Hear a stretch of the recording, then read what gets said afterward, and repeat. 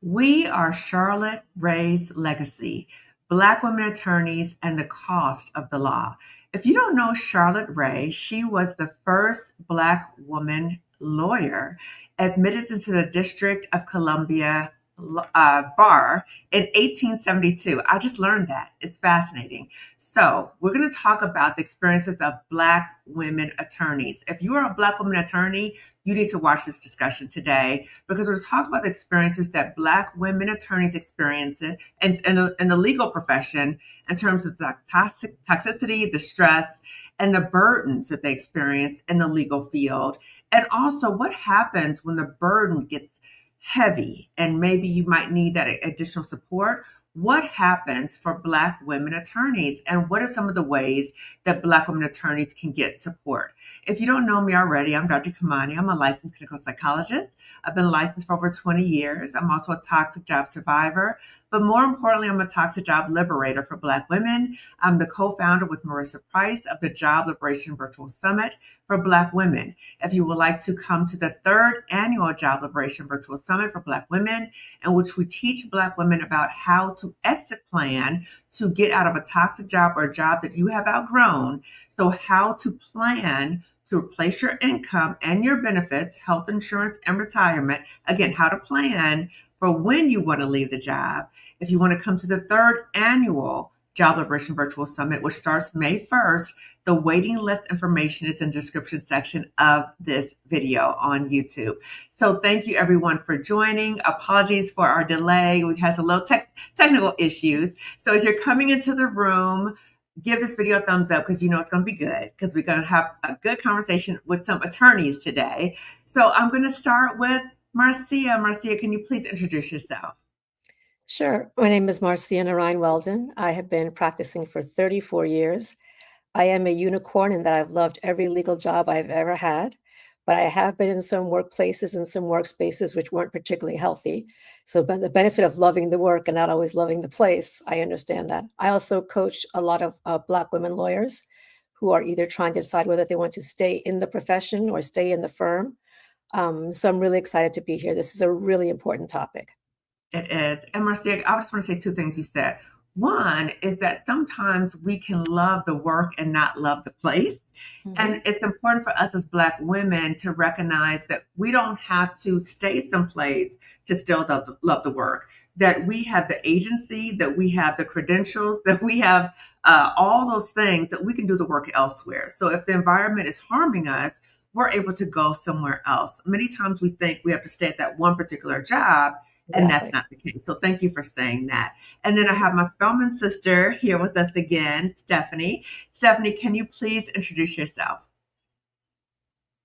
Oh, you're on mute, Stephanie. And technical, today is just not my day with the technical. But my name is Stephanie Mitchell Hughes. I have been a lawyer now for almost 38 years. Wow. And, I wish I could say that I have had these really outstanding opportunities as a lawyer, but I can tell you that it has been tough. I have spent most of my career in the public sector. I have to confess that at the time that I graduated, things I think are much better now. I guess I'll say that a qualified better now. But when I graduated from law school, the expectation was that most lawyers would work either at legal aid, the public defender's office, or a governmental entity. Rare did people enter law firms straight out of law school. And so I have always worked for public government employers. Right now, I serve as the Assistant Executive Director for NAMI Franklin County. NAMI stands for the National Alliance on Mental Illness, and I work for what is known in NAMI world as a local affiliate. And so NAMI provides support, education, and legislative advocacy for individuals who have a mental health condition, their family members, caregivers, loved ones. I also, like Marcia, we have been on the journey and path talking about mental health and well-being with respect to Black women in the legal profession. We've done some things together along with our other partner in crime, Mary A. Clardy.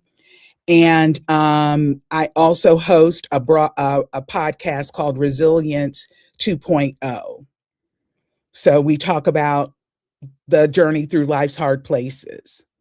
Okay. Okay. So Money, we I'll add definitely. something Okay. else before you go on, because I think Stephanie and I are going to have very different perspectives, because I have worked in two of the largest law firms in the world. I've been a deputy general counsel for a Fortune 500 company. I've been, on government task forces. I've had a lot in boutique law firms, and I've also been in academia. And in all of those places, showing up as a Black woman looks a little bit different. Mm-hmm. The expectations can be sometimes unattainable and unachievable. And Mm-hmm. I know from myself that although I love the work, there was a period where I was hospitalized 6 times in 6 years for what doctors thought were heart attacks or strokes, because the stress of dealing with everything else was Wow. was the work that I loved, but it was the caregiving, and it was the having a family member with a serious mental illness and being Mhm. the responsible one that had to take care of Mhm. everybody, but wasn't taking care of Mhm. myself. And I think Right. that happens to many Black women lawyers, where we're the Mm-hmm. ones making the money. It may not be a lot of Mhm. money, but it might be more money than other people in the family are making, Mm-hmm. right? Mhm. We're the Mhm. responsible ones. We're the ones that are going to fill out the paperwork for everybody, and it has no Mhm. time for ourselves. And so when I think Right. about the pressures that Black women lawyers face, it's not the same as the pressures that other Right. females face. Right. Right. Yeah. Right. So, Right. so the high stress of the job, and then high stress in terms of other responsibilities at home. And so Right. never really feeling like there's any downtime. And so trying to Mm-hmm. balance, but you're always trying to run, and then a depletion. Mhm. Yeah, yeah, yeah. And we're going to talk about that in terms of the different perceptions, or I guess the different maybe grace that's extended to other people who don't look like us, when we're in, or when you guys are in the legal field. So let's talk about Charlotte Ray. So we talked about that Charlotte Ray was the first Black woman, again, Black woman, a lawyer in the United States in 1872.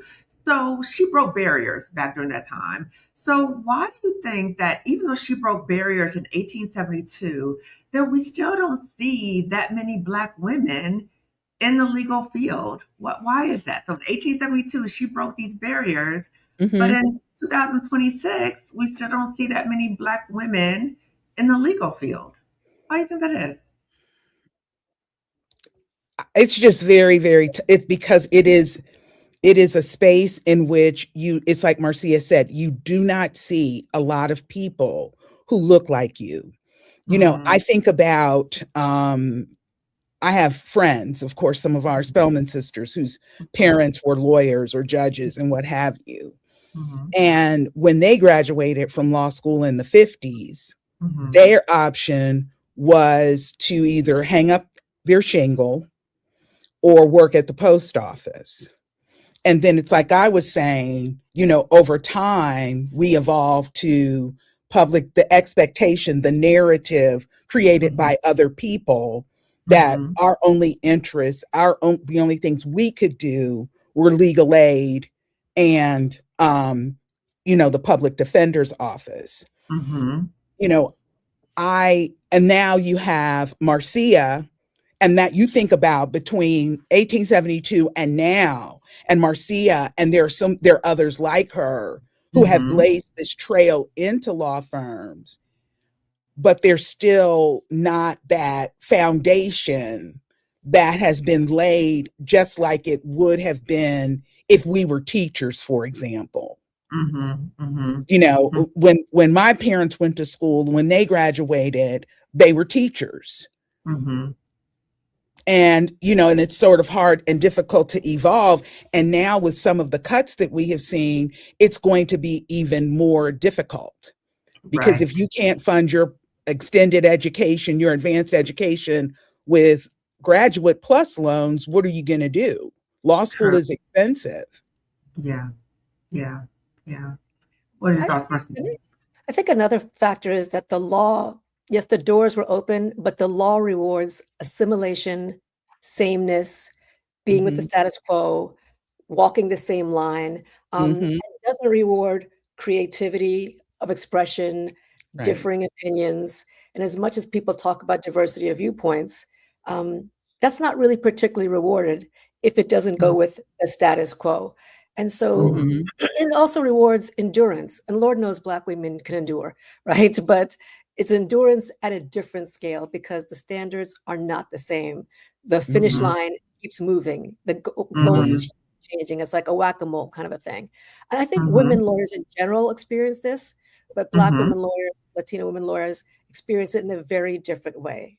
Mhm. Mm, mhm, mhm. I was planning on doing a post today on LinkedIn about many times in the workplace, Black women are invisible, oftentimes in terms of promotions and opportunities, but hyper visible in terms of like tone policing or micromanaging, things like that. Wondering if you all experienced any of that in the workplace. I laugh because Dr. Kamani, you can remember one of an earlier episode that we were on. I mean, the job that I came out of, and I left, but when I left for NAMI, it was extremely toxic. Mhm. But in terms of the work, if I just took the work, all the other stuff away, it's a job that was an enjoyable job to do. I was a Mhm. hearing officer, Mhm. and it had elements that were extremely interesting to me. But Mhm. it also was a space that had been traditionally, for many, many years, open Mhm. only to white men, even though it was a governmental entity. It was run Mhm. by white men, open to white men. And Mhm. then, I entered the space, and there were a few people of color, women of color, kind of here and there, but Mhm. not for the long haul. And I was Mhm. there for 14 and a half years working with people in leadership who did not like Black women, Wow. and basically just made my life extremely difficult. You talk about having high expectations. And you combine that with basically, I think, the makeup of a lot of lawyers speaking, yes, type A personality, working really hard, striving constantly for perfection, feeling Mhm. like I had to be perfect. Well, in order to Mhm. be perfect, that in my mind means you cannot even be human. You leave your humanity at the door, and mistakes Mhm. were never ever allowed, and you would be just raked over the coals openly Oh. for the smallest thing. And it's Mm. like Marcia, I wound up back in 2013. I was at this particular job, and my Mhm. neurologist sent me to get a neuropsych because he was concerned that I had early onset Alzheimer's because I was Wow. under so much stress that my memory was like a complete blank. I couldn't Mhm. Cognitively, I was struggling. And at Mhm. that time, the neuropsychologist just wanted me to leave. She's like, just go find any job because I need you to get out of that environment. And of Wow. course, I'm like, well, look, I'm a solo mom. I've got 2 kids. I need to have health insurance. I need to have a retirement. So I cannot quit. I make a decent wage. I'm not Mhm. going to quit. And, what, fast forward, 8, 9 years later, it took me having long COVID to no longer be able to go. I couldn't go back. And this is Wow. after I had a neuropsych, I had to have another neuropsych eval because I was part of the post-COVID program. And the doctor told me, she was like, I told when I went to get my results of this particular neuropsych, she was like, you Mhm. can't go back to your job. And I was like, well, why not? I only want to work another 6 or 7 years before I retire, and I'm going to retire. She's like, if you go back, you won't live another 6 or 7 years. Ooh. Now, Wow. that but me, I'm sitting up there like thinking in my mind, yeah, right. If I can just figure out how to, what a lot of us do, sort of waddle through this, then guess what? I'm going back. Oh, I even though the doctor told you, don't do it. Yeah. And you sitting there, you strategize how you're gonna do it. Mhm. And I think I think several things. One, and I want to stop here for a moment because I think several things going on for Black women because you're not the only one. I think for Black women, when we reach a certain level, like we think about all we went through to get to this point, Hmm. how much education you had to go through, right? All that you went through at that job to get to that point, right? All the fighting that you had to do to get this position and all these things. So you're thinking about that. And I'm wondering if part of it too, I want us to talk about this, if part of it too is this thought of, wait a minute, like they're not gonna push me out this job. Like, I got this, I got this. So I think part of it too is this mentality that we have as Black women sometimes. Like, you are not gonna push me out this job. I earned this job, I earned this retirement. You're not gonna push me out, even though we're being harmed, even Hmm. though our doctor is telling us we're being harmed, even though the doctor might be saying, you're not going to make it, girl. You need to get out. Okay. Hmm. So, did that factor in any way, Stephanie? Like that I mentality mean, of, see, not so much, I don't know for me as it mm, was, if I don't do this, there are a couple of things.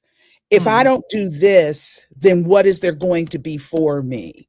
That gets uh, back to, you know, how you're talking about planning and being mm-hmm, strategic. mm-hmm, So if I mm-hmm, have to quit, then what else is there? And then the uh, other thing is, I in 2006, now I'm fast forwarding to 2022 when I had no mm-hmm, choice but to leave. I mm, started over with basically nothing. I started over mm, 2 kids, 2 months of outstanding mortgage payments, an empty refrigerator, and $120. I wow. was there. And I just thought, oh, what everything that it took. And that's kind of part of it. It's like I know what it is like to not Mm-hmm, have a job and mm, to not be able to take care of my basic responsibilities and have what my children need and what have you. And so mm-hmm, it's like I've been there, so I got to pick your poison. Which one is it mm, going to be? Is it going to be mm, this, knowing what you came from and being afraid and nervous and stressed out because you're trying to figure out how am I going to take care of all of this, or is mm-hmm, it I'm just going to endure this? Because if mm, I go hide in my hearing room, if I somehow can walk in the door, get past this person and go to my hearing room, shut the door and not come out all day, oof, if out of sight, out of mind, uh-huh. th- there was Like, in the hide. Like, right, can I get in the basically, office and it's like, hide? let me hide. Hiding. Mm, mm. So Marcia, for what's your me, it experience was just that like? Uh-huh. big fear, that Yes, big fear of wanting, I have to be responsible and I've got to just handle this. yes, yes. I have to be responsible, and I know that I'm being harmed, but I have to be responsible. So you're thinking about the survival of your family. Right. Right. Mm-hmm. Marcia, what are your thoughts? So it's interesting because I coach a lot of lawyers, but most of them are Black women lawyers. And Mm-hmm.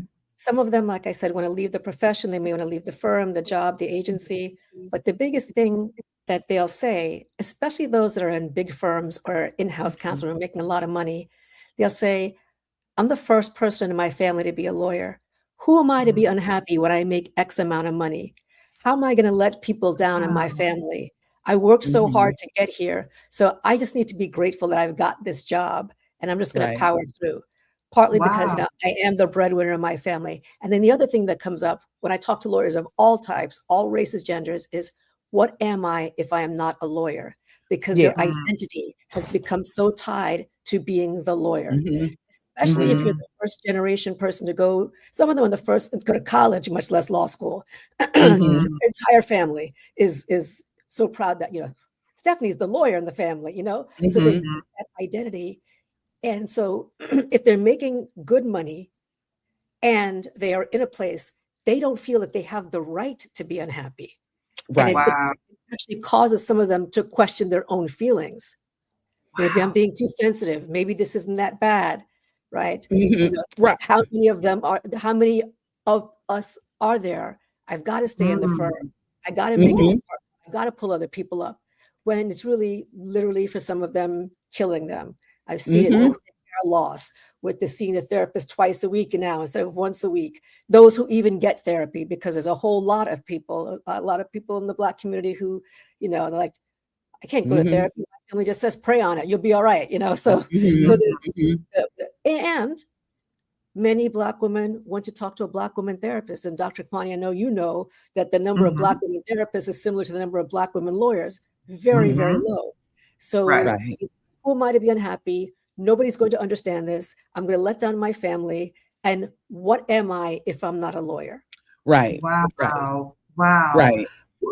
So I'm wondering, because some of this, and that's why I love doing these interviews, because the more I do these interviews, I hear the complexities of these experiences. And so I'm wondering, like the part about who am I to be unhappy?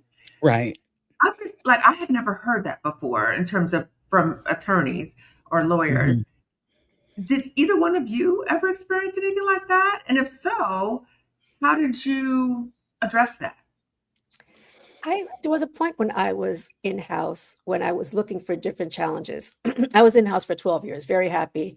But politics and bureaucracy of being in-house, especially when you speak your mind, can be tough. And I remember I went to a reunion of women that graduated. I graduated from Harvard. So this wasn't the Black reunion, this is the women's reunion. And I sat there and I said, I'm thinking now that I know all of this stuff, maybe I should become a plaintiff's lawyer, open my own shingle. Now I know all the secrets of corporate America. I could make a mint.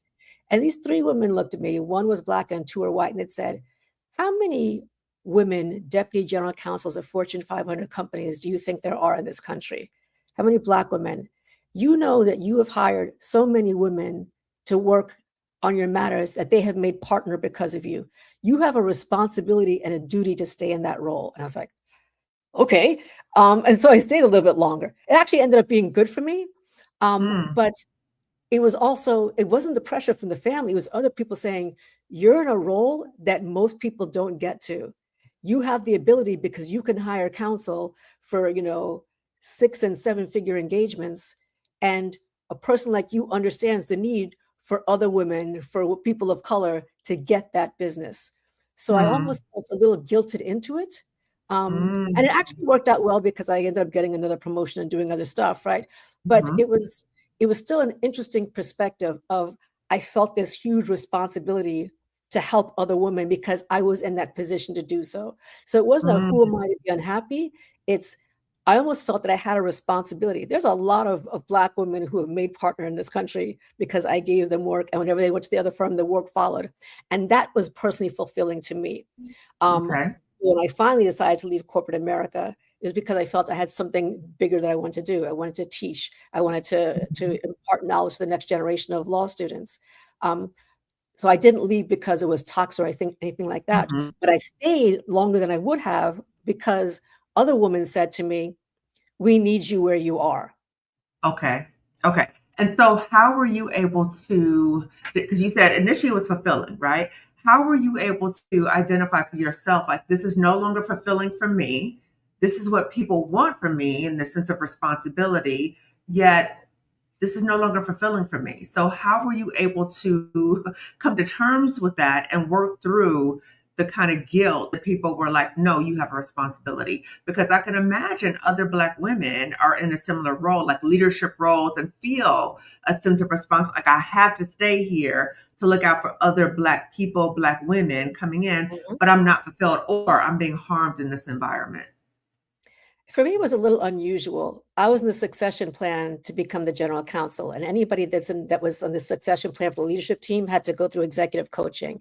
And they gave us these assessments, the same assessments I now use in my coaching. And then at the same time, I was being recruited for other companies, and those companies gave me assessments, and they all said, you're not motivated by money, prestige, or title. You're motivated by extending knowledge. You should teach. It all came at the same time. And I said, that's something I'd really like to do. And so I was able to, because it validated something that I already felt, that these external assessments validated that this is what I was meant to do, was to teach. And I still practiced law when I was teaching, but it was easier for me to make that leap. And the other thing is that I had kept what I call an FU fund. You can call it forget you fund. You could call it whatever you like to call it, right? Because Right. God bless America, I got stock options, bonuses, etc. And by the way, I did that because part of my job was to go in front of our board of directors, and I had to be comfortable saying things that were going to be uncomfortable to them without worried about Mhm. if I said something, I'd be fired. So I used to go to them Mm. and say, thank you so much for the bonus and the stock options. You never have to worry that I'm going to keep anything from you because I could live for 2 years. I If I say something and I got to leave, I'm ready to go. love it. That was a Yes. sense of freedom that was Mm. very, very, I mean, I don't have that freedom right now, but Mhm. that was a sense of freedom that gave me a cushion that most people don't have, right? Uh-huh. And so one of the things that Uh-huh. I tell people is that you've got to create that. You may not be able to go to the Beyonce concert this year. You may not be able to Mm. take that big vacation. You may need to drive a cheaper car because you don't have to Mhm. flex to keep up with the Joneses, because Mhm. you will always be tied to something that does not serve you, whether it's a marriage or a job, if you Mhm. don't have the financial freedom to get away. Mm. And when you're building that, that gives you a sense of agency. It makes you feel Uh-huh. like you have choices, because so many of us Right. do have choices. And Yes. another thing can I say is when we look now, right? So many Black women were able to get into high positions because of diversity initiatives and other kinds of things like that. Those days are long gone, and I don't think they're coming back anytime soon. And it's even Mhm. more important for us to be able to not stay stuck in the same job, to have that Mm. financial cushion, to have that Mhm. cushion of what are my other interests, that if I Mhm. decide I want to leave, there's something else I can do. Mhm. And a lot of us, because we're so stuck on the, I just got to make it through this day, right? Mhm. We're not necessarily doing that long-term planning. But when you're doing Mhm. that long-term planning and putting that little bit of money away, I don't care if it's $50 a week, right? Mhm. Just don't go out to happy hour with the girls, whatever it is. But when you know you're building something for yourself, that's something that no one can take away from you. And I do think Right. that helps take away some of that stress that we have as Black women Mhm. when we're carrying everything for everybody. Right, right. And I do want to circle back to you, Marcia, because I did ask Stephanie, but I forgot to ask you, working in these big firms, did you have the experience of being hyper visible in terms of like small things people are focusing on, but then kind of invisible for certain opportunities? Did you have that experience working in these big firms? I actually did not, but Okay. almost every woman that I coach does. They Oh. have 'cause I coach a lot of women in firms. I had a woman at a very big firm. In her second Mhm. year as a second year associate, she made a couple of typos in a document. Mm. And, she was called on it. And in her fifth year, she was so paralyzed by fear of making mistakes that even when she got praise from people, she still didn't believe it because she felt that she Mhm. had to be perfect all the time.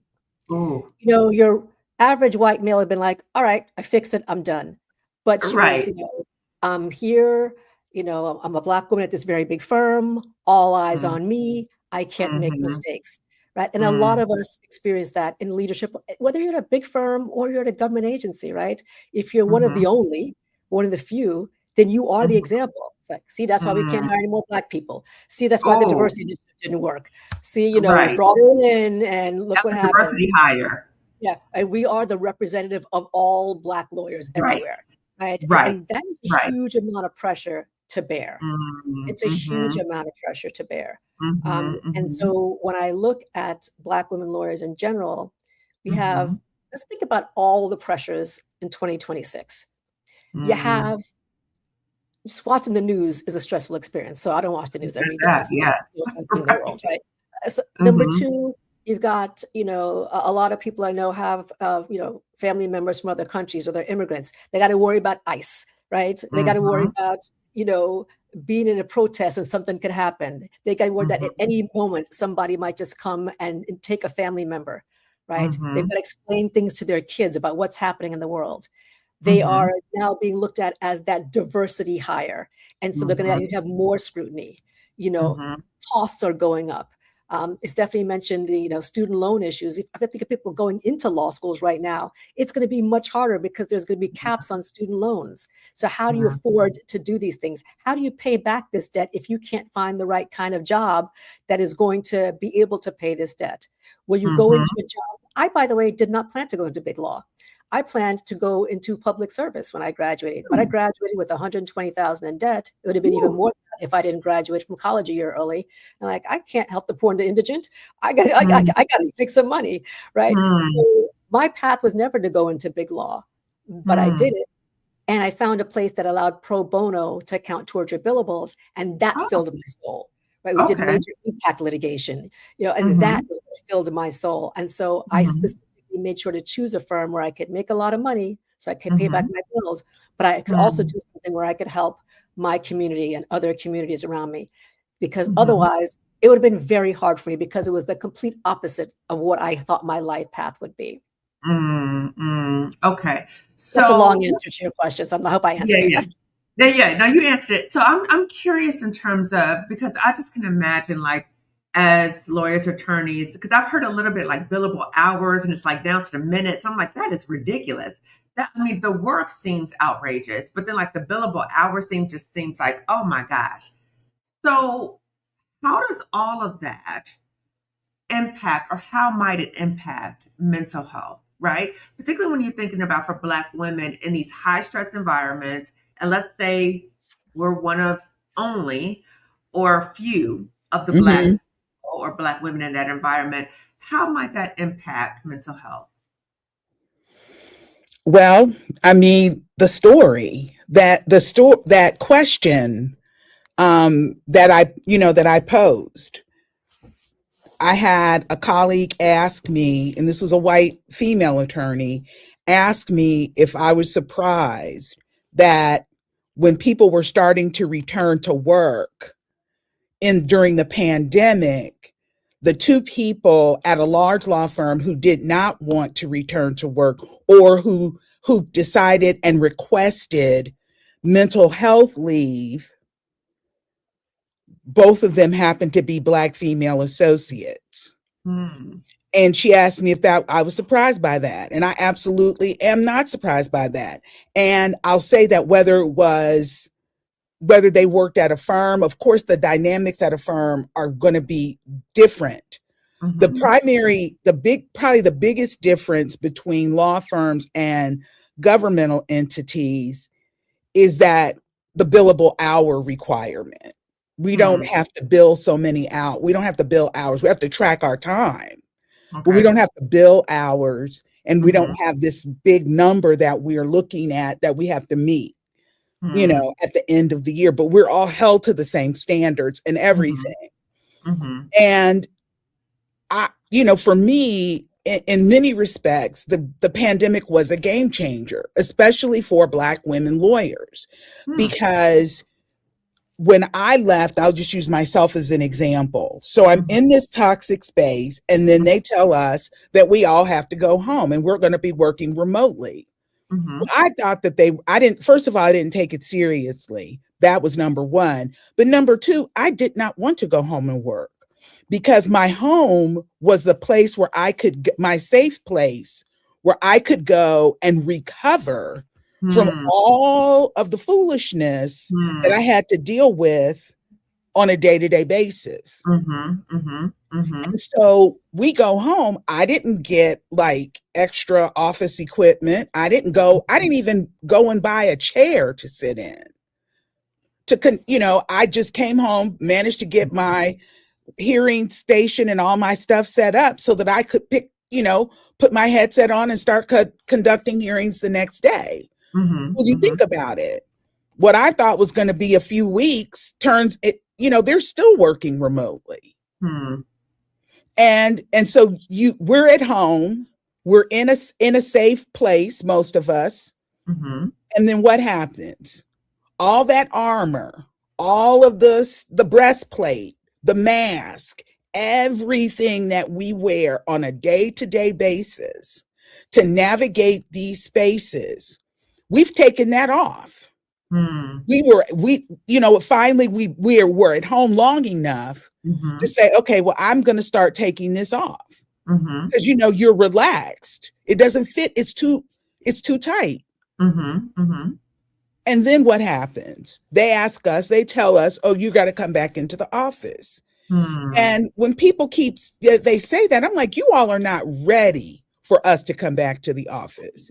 Because when that stuff doesn't fit anymore, that mask, that armor, that breastplate, and you haven't had to wear that for a while, it's like, look, I'm not going to put that back on. So when Mm, I come back, trust and believe that I am coming back as more of myself than I have with you than I have ever been. And mm, that's why I say these spaces are not ready for us to come back. And mm, so rather than to go back so you can get mentally prepared, what do? You take leave. Because mm. you can't go. I mean, I'm like, I can't come back in there because and start saying what I really think or how I really feel. Because people will be looking like, okay, well, we can't deal with this. Uh-huh. And the other part, I think, is the question, why should we have to? Why Mm, can't we be in spaces and be fully who we are? hmm, There's, hmm, we cannot be free and fully who we are. mm-hmm, mm-hmm, And I think people are just tired of all of that. mm-hmm, mm-hmm, mm-hmm. So, okay, I have a follow-up question, but I want to ask Marcia first, in terms of mental health and Black women and It's like attorneys and lawyers. it was the same thing with some of the Black women I coached. They did not want to go back to work. They're like, I don't have to Mm, code switch. I can wear my hair the way I want to wear it. I don't have to worry about, making chit chat, small talk, just, with people that I have nothing in common with. mm, Because a lot of times we really can't bring our true authentic self to work. mm, And, like Stephanie said, you've got to put that mask on, and that is exhausting. You got to get mm, the law right. You got to make sure your outfit looks okay. It's not too tight. You got to make sure your attitude doesn't look like you're the angry Black woman or you got a chip on your shoulder. You got to mm, be perfect. You represent the race. It's a mhm, lot. It's a lot of pressure. So when you can just be in your home and do the work and jump on the Zoom mhm, call when you need to and get back mhm, up and do your work, it's a totally different thing. And so it was mhm, very much the same, Stephanie, that I had so many clients that said, I really do not want to go back in the office. This is the first time I felt safe because their home wow, was their safe space. And for wow, many women, again, even those making some high incomes, it is not necessarily safe because there is a hypervigilance. Do I fit in? You mm, know, for years, I would walk into a courtroom, and people would think I was the court reporter, or I'd go into a deposition like, no, I am the person. I've hired the court reporter. I'm not the court reporter, right? And this happened. Nothing's wrong with being a court reporter, by the way, right? But mhm, people just do not expect the Black woman to be the person in charge or to be the mm, actual lawyer. They think mm, you're the client, the defendant, the anything. mhm, And that's, again, no matter, by the way, how nicely you're dressed, no matter what kind of purse you have, it mhm, doesn't matter because there's like a cognitive disconnect for many people to see she's the lawyer, right? And so that whole identity of having to constantly prove yourself is mentally draining. We right. don't sleep as much. We don't sleep as well. And again, Mm, going back to what I said earlier, we've also got possible caregiving things. Some of us may be single mothers, some of us may have our own health issues. I know Black women lawyers who haven't gone to a doctor in years because like, I don't have the time. I said, you've got to make the time because then your body's going to shut you down, right? Because mhm, all that mhm, stress, constant stream of cortisol going through your body, causing inflammation, leading to so many other illnesses.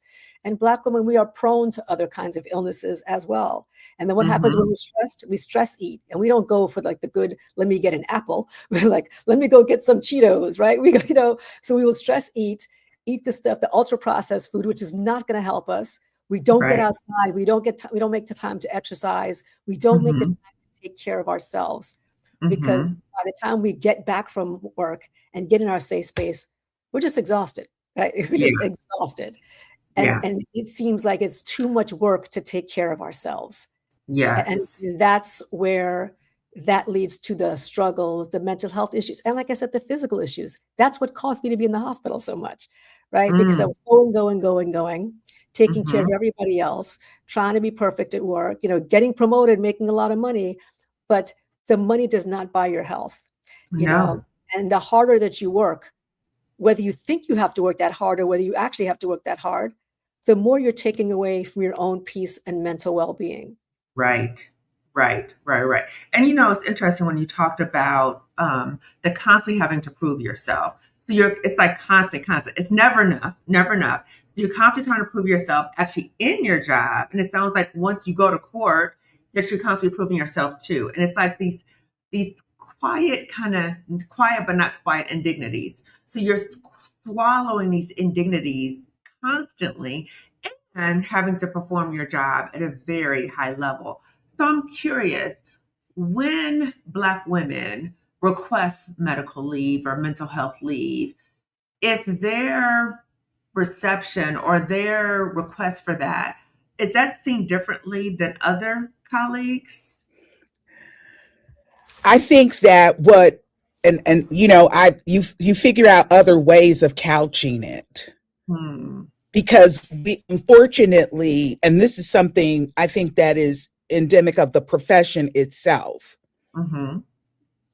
Um, our gatekeepers, even our gatekeepers, the white men who are the gatekeepers in the profession, Mm-hmm. they are even dying by suicide. Absolutely. They have mental health issues that they themselves don't want to deal with.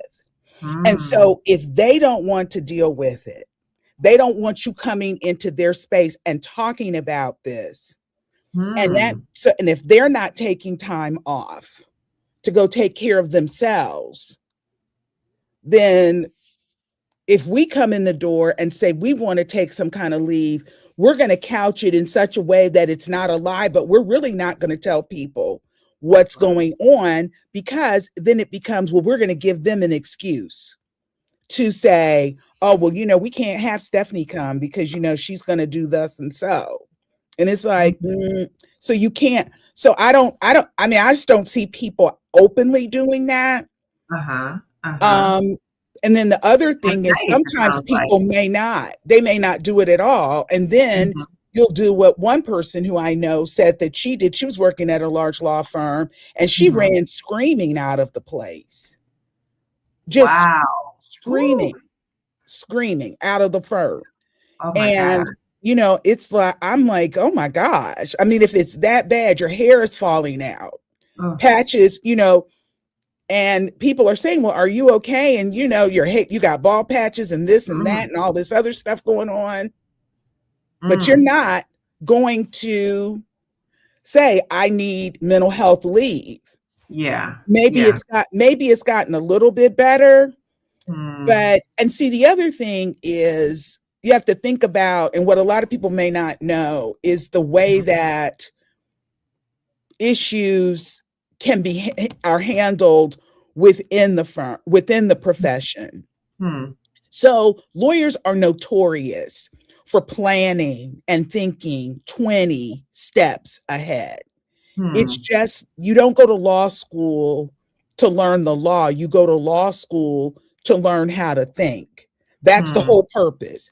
It is an extremely expensive form of brainwashing, Ooh. because they are there to mold and change the way that you think.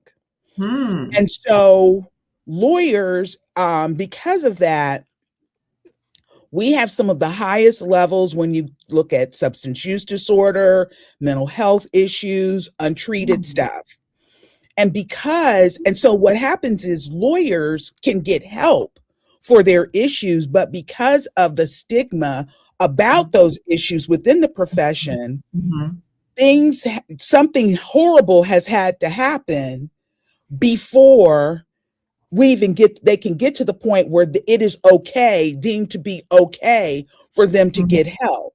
So we think 20 steps ahead. We prepare trial notebooks for everybody, but we don't think 20 steps ahead for ourselves, meaning instead of creating a safe space for a Mhm. lawyer to go to who they work, whoever it is, and say, I am struggling, I need help at the Mhm. top, they can't do that.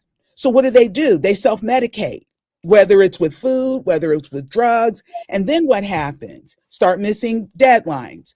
You don't miss, Mm. your people wind up taking client money. People wind up being harmed. And then Ooh. something drastic and dramatic has to happen. And Mhm. then they can go to lawyers assistance programs, where the Mm, lawyer's assistance programs should be up at the top, at the mm, beginning, rather mhm, than, okay, we have to wait until someone, has gotten into extremely bad shape. mhm, mhm, And so it is the gatekeepers. And what I'm hoping will happen, my daughter, I mhm. don't know why she did this. It was not my idea. If she had talked to me before she did it, I would have said, girl, have you not seen my life? But my daughter is a lawyer. She's a Gen Wow. Z baby lawyer. Ooh. And I'm hoping that once they get, enter the profession, an even greater number, some of that is going to change. But Hmm. right now, you know, it's good. It's a patchwork. Mm. So maybe the Wow. law firm where the black female attorney said they wanted mental health leave, they were Mhm. receptive to hearing that. But a Hmm. lot of places are not necessarily receptive to that. Okay, so we talked about the gatekeepers, and it's interesting because I saw on LinkedIn there was a post about wellness programming at law firms, and the woman posting, her name was Courtney, and she talked about wellness programming doesn't it's not effective because you're doing like this wellness programming, but then you're expecting people to go right back and doing these toxic ways of working. So, can we talk about the ridiculousness of this wellness programming? And what are some of the ways, because you alluded to this, what are some of the ways that Black women who are in these environments, how they can really protect their mental health, given the high stress? I get asked to do a lot of CLEs, continuing legal educations on mental well-being. I certified in applied neuroscience and a bunch of other things and trauma-informed coaching, etc. But I always approach it the same way, that I'm not going to come in and tell you to meditate or to do this. I'm going to give you a suite of tools. You don't like mindfulness and meditation? Then let's learn about EFT and tapping. You don't like that? Let's learn about some breath work. You don't like that? Let's learn about, 5, 4, 3, 2, 1 technique. You don't like that? Mhm, Let's learn about havening. You don't like that? Let's learn about this. And so I always leave them with a suite of tools. And I say, if you've mhm, got only 5 minutes before you're about to go to that partner meeting, try this. If you've only got mhm. XYZ, because I think what we need is tools for different environments, right? Right. And I tell them, and I'm actually writing a book on all the modalities I've ever used, and sprinkling with people parts of my stories, because these are the things that have, other than being in the hospital last week for something totally different, right? That have kept me out of the hospital, because having been hospitalized so many times, I had to learn so many different healing and other modalities to save my own life. And the benefit Mm, is that I want to pass it on to others. So when I go in, I'm very clear that if you just do something once and don't do it again, it's not going to help you. When I'm right. going to teach you about this breathwork thing, I want you to do it every single day so that when you need to, your body can call on it. It knows what the tools are, right? And Mhm, I try to help people understand about the importance of setting boundaries, but also mhm. having people understand that there is only so much certain things to do before you need to get professional help, and not to True. think of that as a stigma, right? True. Mental health is health. It's not, True. it's just like if you're treating your diabetes, your high blood pressure, or your migraines, you've got to treat this the same way. Um, Yeah. Law firms and others are getting more of the message only because the state bars are requiring mental health and well-being CLE training. I'm not so Oh. sure that they do some of it. Yeah, so that's why I get called in. Like, it's CLE, there's requirement for a certain number of credits.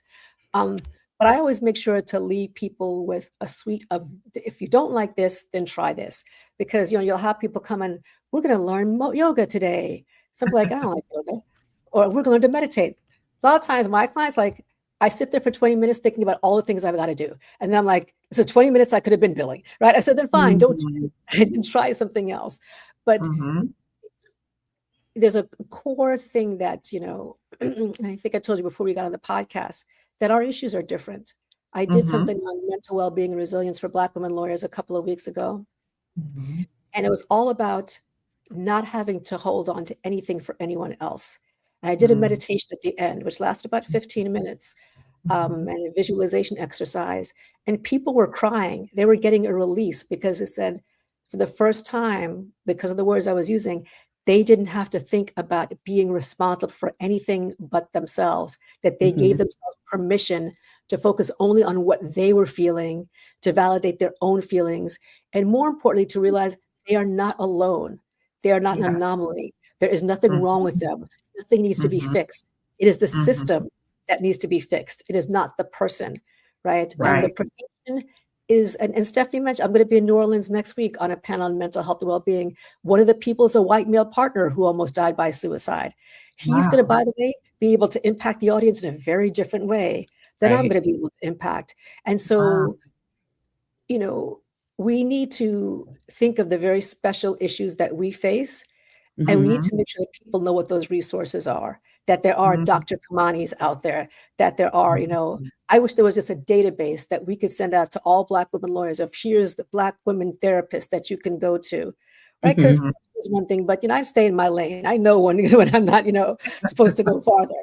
Um, and too many of us try to do it ourselves, and we don't want to Yes. ask for Yes. Right. To get Right. permission to get the help. And also, I love what you're talking about. A number of things. I love this conversation because we're talking about the systemic issues that Black lawyers or attorneys experience, and we're having open conversations, right? And I see the chat is very active, so people are really relating to it. The other thing is that we're talking about options that Black women have, and that's why I like to have these conversations as well, because I don't want any Black woman to feel stuck in a situation. We're talking about options. Also, we're talking about that we have agency. So even if you're in a situation you feel stuck, we have agency. So things sometimes happen and we feel like, oh my God, I have no control. We have agency about what we choose to do. One of the things that we have agency about is, how do I choose to seek help? If I need therapy, how do I choose to seek help? How do I find a Mhm. Black woman therapist? And please remember, if you're looking for therapy, find a licensed mental health provider who is licensed to practice in your state. I have a video on my YouTube channel, and I'll try to put this at the end of this video when it's done of processing, about how to find a Black therapist. Okay. So there's a process if you're interested in finding that. So I do want to shift a little bit, because I know we're kind of getting close to the end, Mhm. about when we think about, because when we talk about options too, on my channel, I really want Black women to know that the option too is that sometimes when an environment is harming us, there's an option of leave stage right. You know what I mean? Like you can leave. Okay. Now Mhm. I never say just up and leave a job unless you're in immediate danger, right? Physically, psychologically, something bad is about to happen. I never say that to people. What I do say to people is, if you're in an environment that is harming you and or you've outgrown it, start thinking about exit planning. And those are the resources that I provide. So when we think about that, what would you say? What would both of you all say to Black women who are attorneys or lawyers? What would you say to them in terms of being in an environment and maybe the decision making process to evaluate if maybe the current environment that they're in, it's not healthy for them, and maybe some tips for decision making process for thinking about where else you can go to prepare yourself to go somewhere else? Okay. Well, and before I want to add one thing to what Mhm, Marcia just said, and then I'll mhm, answer that if I could, please. mhm, mhm, So Marcia talks about techniques mhm, and what have you. I serve on panels and I teach CLE classes. And mhm, what I talk to people about are like the bigger, like not so much the individual issues, mhm, because there is this big movement within the profession of talking, of creating wellness and all of that. And what mhm, I do is have very frank conversations with organizations that talk about wanting to create and establish wellness programs. mhm, Because if you are not, if people, you need to know whether there's trust, old labor lawyer here, labor and employment lawyer. But if there's not trust within the environment, if the gatekeepers are not willing, people know when it is simply performative right. and not something that you really want to Exactly. incorporate within the Mhm, fabric. So I mhm, talk to people about that aspect of it on a much wider scale. Mm-hmm. But Mm-hmm. what I would suggest, and this is in connection with the whole, if you find that you're in this space that is not safe, Mm-hmm. create your own kitchen cabinet and network outside of that space. That is what you have to do.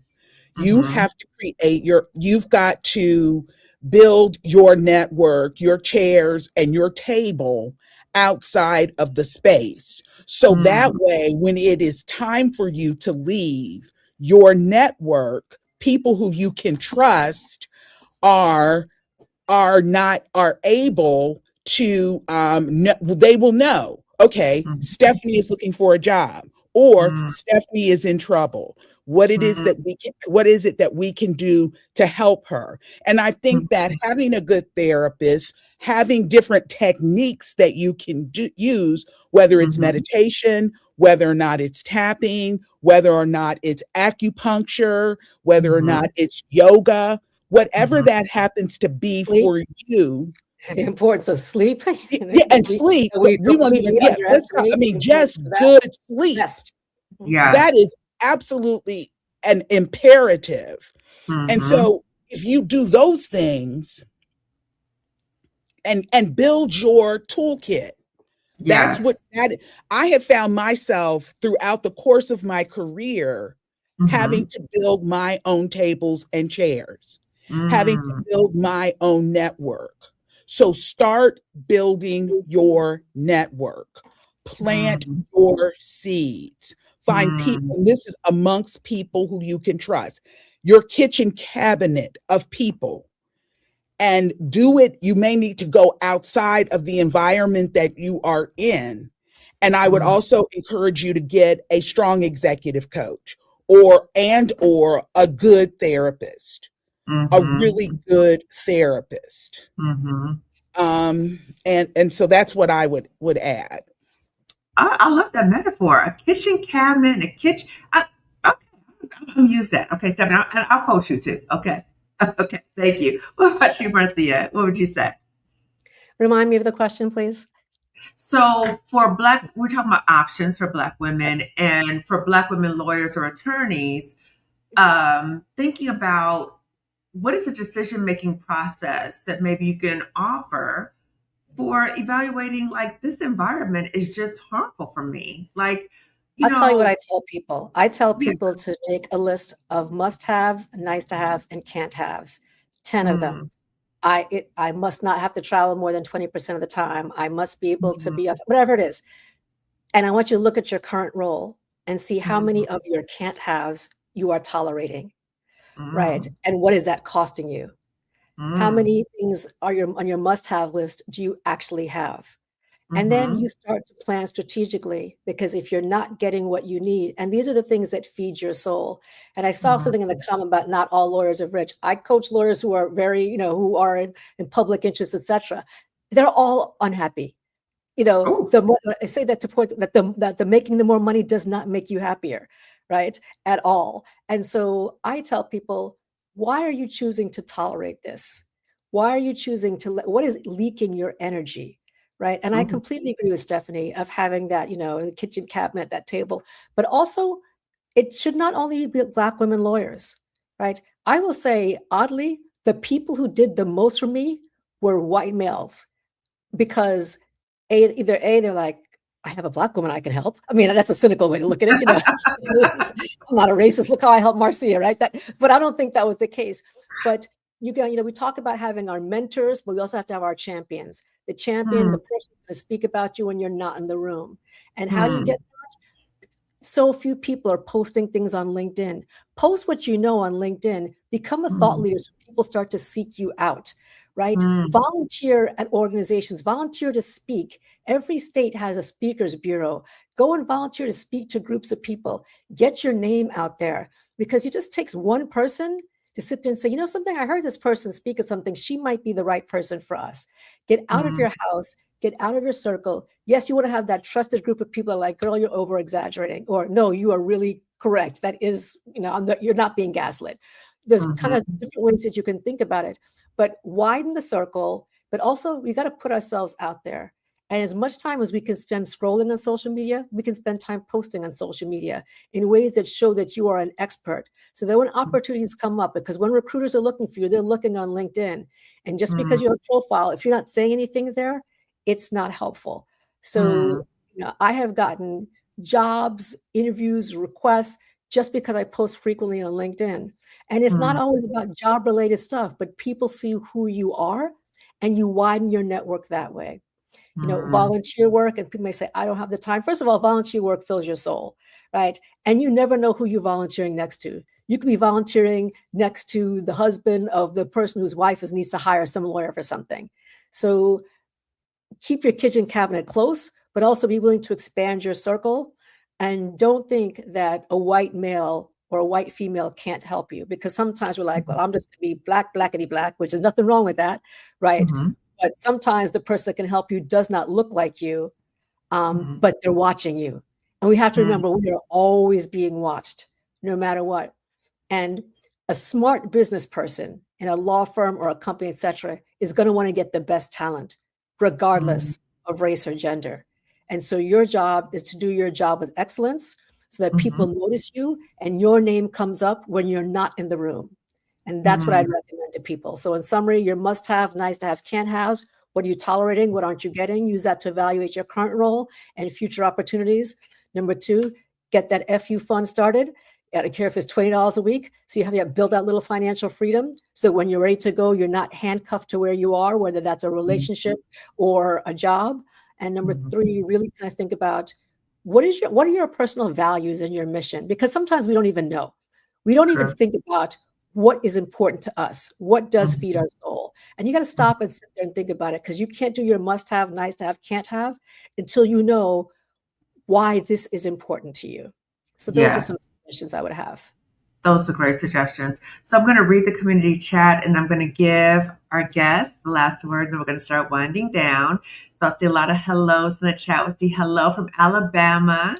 Hello, Danielle. Attorney Mitchell Hughes' original interview was one of my inspirations to leave a toxic K through 12 job. Wow. Awesome. Okay. Right. We have no room for error. When to error is human. Yes. Facts. Preach. So true. Who am I to be unhappy? That hit hard. It hit me hard too when I heard that. Different between a private law firm and government, billable hours, competition, and partnership track, consideration, 100%. Remote work was awesome for me. Clapping hands, so true, so true. Our authentic self is being challenged. And once they see how good of a lawyer you are, watch out, surprise. Internalizing that stress contributes to the added health conditions. Oh, white men aren't the only gatekeepers. Their female counterparts are working right along with side with them. LOL. Think, write, and speak like a lawyer. Every law school. Wait, what? Lawyers need assistance too? I thought y'all were rich and only us folks who avoided law school were struggling. Crazy. More power to you, queens. I say more money, more problems, right? Right. Take naps, rest is resistance. No, not all lawyers are rich. Depends on what type of law you practice. Everyone, most Black attorneys, it's not in big law or corporate. The places where the money is, the places where the money is the biggest. Yes, options. Hands down, white males can be the best mentors and champions, particularly Jewish white males. Yes, Marcia, best coach ever. Okay, I love that. Yes. Just wrote an article on the invisible labor of women of color in legal workplaces. Oh, excellent.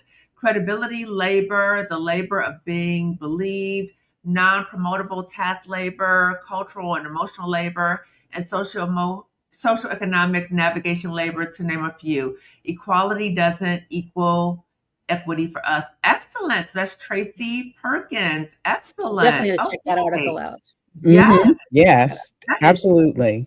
Yes, we all need to read that, okay?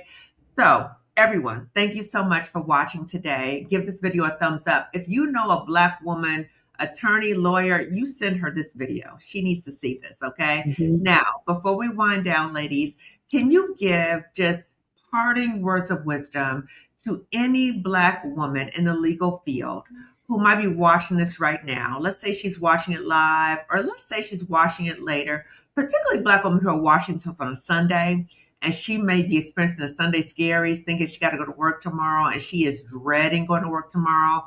Can we just end with some words of wisdom that we can give to her? So, Marcia, we'll start with you. I think you plan. Just like you might plan your vacation next year and you're excited, looking forward to it. If you're in a place which is harming you, a place where you dread getting to go up to work every day, where you feel, anxiety in the pit of your stomach, when it's physically and mentally harming you, you have to get out, but you have to plan for it. So many people sit there and talk all day about how unhappy they are, but they're not starting to plan. So get your budget right, get your network right, get your mind right. And just like you look forward to that vacation, actually, if you know that you're going to be able to leave and you're building up to leave, like I said, that agency, it's empowering, because a lot of times in the workplace, we don't feel like we have any kind of power, that everything is controlling us, and we have none. We do have power in terms of thinking, what does that next job need to look like? What do I need to do to get to that next job? You might not need to leave the profession. You may just need to leave the job, because there are happy lawyers. The happiest lawyers I know are in small firms, right? They're doing something that they truly believe in. They could work 18 hours a day because it is their passion. There are happy lawyers out there. But the reason they're happy is because they can control their environment. And when we're in an environment we cannot control, that makes it, mentally and physically too much to bear. So plan for your exit, financially, mentally, and again, every time you're going out, you start thinking about who can be helpful for me. Who do I need to be? What spaces and places do I need to be in to get to that next level? And I did. Thanks so much, Dr. Kamani. Yes, Marcia, that was excellent. So, Marcia, you offer coaching? Yes, I do. Okay. And how would people contact you if they're looking for coaching? You can email me at marcia@illuminatingwisdom.com, or you can just go to illuminatingwisdom.com. And I'm not for everybody. So if I'm not the right person for you, I'm happy to find somebody else that can help. Okay. So I'll put her information in the description section on YouTube. Okay. And then, Stephanie, what words of wisdom can you offer to Black women in the legal field? What I would say is, do not be afraid to be authentically yourself. Be true to yourself. And if that means, and don't be afraid to build your own tables and chairs. You never ever know where that next opportunity, that next connection, that next relationship where that will come from. And the other thing is, and we could probably do an entire session on this, but remember that your allies are not necessarily and not always other Black women. All kinfolk are not skin folk. Or is it all skin folk are not kinfolk. Right. So we could talk about that whole thing, that dynamic, and what I call blood sewing. Podcast. We could do a whole session on that. But just remember to be authentically true to who you are. And even if that means writing down what your mission is, what your values are, so that as you're planning, as you're being strategic, as you're building your network, you are very clear and ready and prepared mentally, emotionally, and all of the other ways to walk into that next chapter, whatever that might look like. Perfect. Well, thank you. That was very rich. And I see, well, first I want to say something, because I had that response when you said all skin folk and kinfolk. You see me do that, because that issue comes up in almost every conversation I have, and it's across fields. And I see a comment came in: the challenge we experience are across all industry. They are. And so even though I said this is for Black lawyers or attorneys, this conversation is for all Black women, because what we experience, there's so many parallels, and the all skin folk and kinfolk permeates every field. So yes, we could definitely talk about this again in relation to what this might look like in the legal field. But unfortunately, internalized oppression impacts every field, and that's something that we definitely need to have open conversations about. So I want to say again, thank you to my guests, Marcia and my Spelman sister, Stephanie. This is a very, very, very deep conversation. And again, I feel like I learned so much. I didn't know a lot of this information. So I appreciate that. And I just want to say to everyone, please really sit with the information that was shared today and really know that there's resources available. Know that you are not alone. Know that you have options and you have agency. As you're watching this video, please share this video with other Black women. There's Black women out here suffering and struggling and thinking that they're alone. They're not. You can help her by sharing this video with her. You can also subscribe to this channel because it's completely free. It's completely free to subscribe to my channel on YouTube. Also, turn the notification bell so you know when I'm going live. And please comment as well. Okay. So I will see everyone later. And if you guys can stay on, and everyone else, I will see you later. Take care. Bye-bye. Thanks for having me. Thanks for having me. Thank you. Bye-bye. Bye, everyone.